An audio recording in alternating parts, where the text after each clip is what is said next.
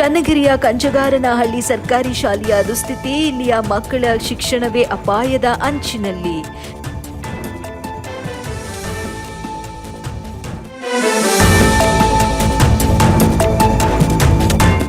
Kolar ward number 35ರ Azad ನಗರದಲ್ಲಿ volleyball ಪಂದ್ಯಾವಳಿ. ನಗರಸಭಾ ಸದಸ್ಯರಾದ ಏಜಾಜ್ ಪಾಷಾರಿಂದ ಪಂದ್ಯಾವಳಿ ಆಯೋಜನೆ. ಪಂದ್ಯಾವಳಿಯಲ್ಲಿ ಆಜಾದ್ ನಗರ ತಂಡಕ್ಕೆ ಫೈನಲ್ನಲ್ಲಿ ಜಯ.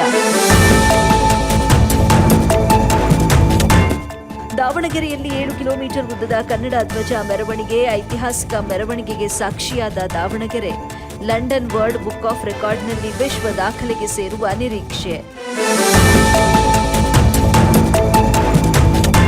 ಜಮಖಂಡಿಯಲ್ಲಿ ಕೃಷಿ ವಿಕಾಸ್ ಯೋಜನೆಯಡಿ ರೈತರಿಗೆ ಟ್ರ್ಯಾಕ್ಟರ್ಗಳ ವಿತರಣೆ. ರೈತರಿಗೆ ಟ್ರ್ಯಾಕ್ಟರ್ಗಳನ್ನು ವಿತರಿಸಿದ ಸಿಆರ್ಒ ಡಾಕ್ಟರ್ ರಾಜು ಗಸ್ತಿ.